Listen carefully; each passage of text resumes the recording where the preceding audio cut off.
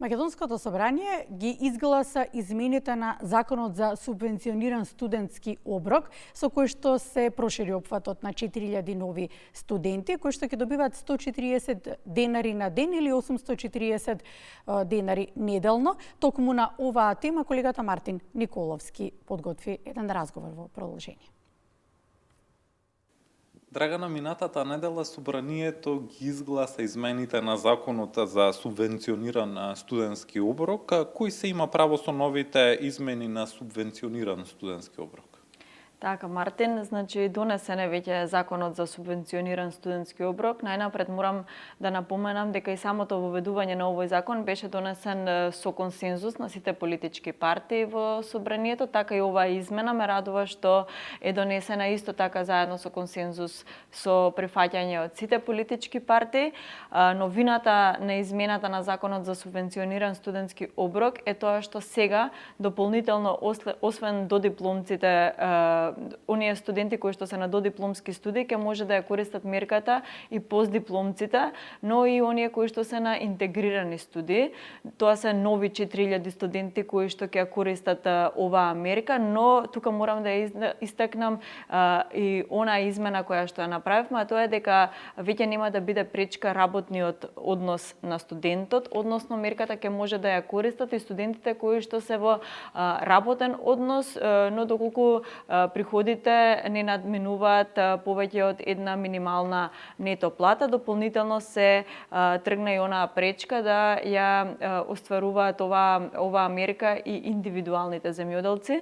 Ценам дека ова е многу голема придобивка за младите, бидејќи на некој начин не вршиме дискриминација на оние кои што можеби имаат потреба да работат во текот на студиите, но јас секој пат сум поборник дека студентите треба да се вклучат што е можно побрзо на пазарот на трудот, така што ова е дополнителна мотивација можеби да истапат на пазарот на трудот, но и за оние кои што се занимаваат со земјоделие, за младите земјоделци ја оттргнавме оваа пречка и веќе тие може да користат право на субвенциониран студентски оброк.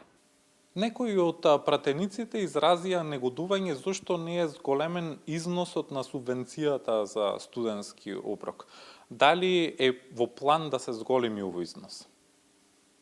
Така, Мартин, ние со буџетот за 2025 година направивме зголемување на ставката студентски стандард, каде што всушност спаѓа мерката субвенциониран студентски оброк. За 2025 година издвоени се 30 милиони евра за студентскиот стандард, што е зголемување од 18% во споредба со оној ребаланс кој што го направивме на буџетот за 2024 година.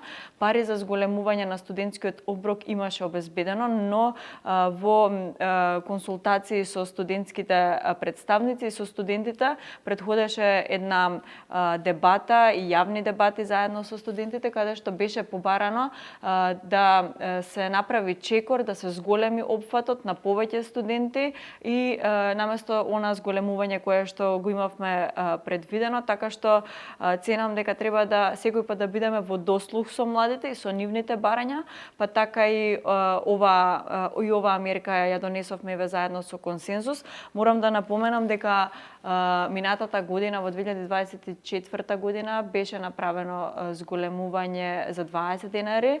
Претходно имавме и далеку повисока инфлација од оваа која што е денес. Едно време имавме и двоцифрена инфлација. Ние тогаш како опозиција баравме зголемување тогаш кога беше најпотребно, но тогашната власт, сегашна опозиција која што бара зголемување на сумата, не наидавме на разбирање, така што оваа сума од 140 денари сега ја надминува оваа ставка на инфлација која што ја имаме денеска, но ценам дека еве за наредната година со буџетот за 2026 година ќе ги следиме инфлацијските текови и секако потребите и на барањата на студентите нема да бидат заостанати. Кога сме веќе на темата студенти, долго време се најавува и воведување на електронски индекс. До каде е оваа процедура? Така, тоа е една од темите кои што исто така клубот за младински прашања и политики во собранието го работи во рамки на дигитализацијата во високото образование, нешто кое што е навистина голем фокус за нас како пратеници во клубот за младински прашања и политики.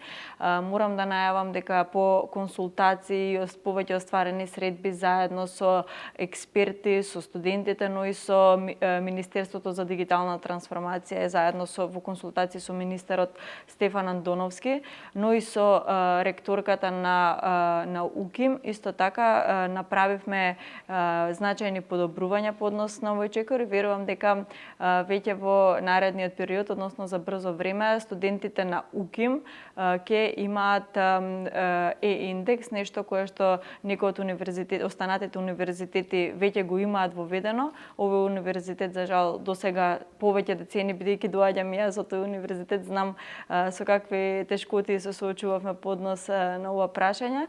Веќе мислам дека од оваа следната академска година овој проблем ќе биде надминат и студентите ќе имаат веќе услуга индекс.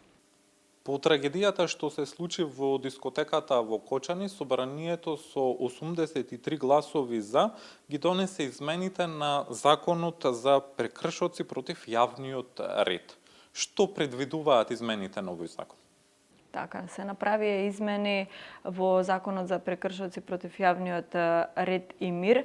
Во овој дел ги направивме измена, односно се забранува користење на пиротехнички средства во простории кои што се од затворен тип. Тоа е како резултат на онаа трагедија која што ни се случи во Кочани, за која што искажувам огромно жалење. Многу голем број на млади луѓе го загубија животот.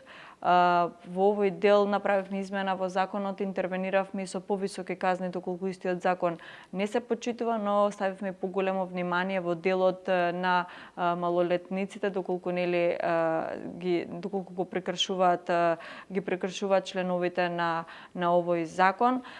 За мене овој закон не е само една обична измена на законот, бидејќи тука се работи за млади човечки животи и овој закон дојде како резултат на тоа. Морам тука да ја истакнам безбедноста на младите, и дека со безбедноста на младите не смееме да имаме компромис. Тука морам да укажам на една свест од страна на сите, не само на институциите. Повикувам институциите да се работат одговорно на работата, да имаме доследно почитување на законите, но и доследна контрола на истите закони. Но тука сакам да потенцирам дека пред се мора да имаме и само свест како индивидуи, дека тие закони мора да се почитуваат од секој еден поединец, за да немаме никогаш повеќе да не се случат вакви трагедии. Парламентот веќе работи и на други закони кои што се од аспект на безбедноста. Се подготвува и еден закон кој што значи забрана за користење на експлозивни материи за цивилни лица и останати други закони кои што ќе следат и на кои што работат претениците. Така што ценам дека во однос на безбедноста не смееме да имаме компромиси и свеста треба да биде подеднакво голема и висока и кај институциите, но и кај секој еден поединец, бидејќи на крајот од денот ние сме тие чинители во општеството и ние сме тие кои што ја сочинуваат државата.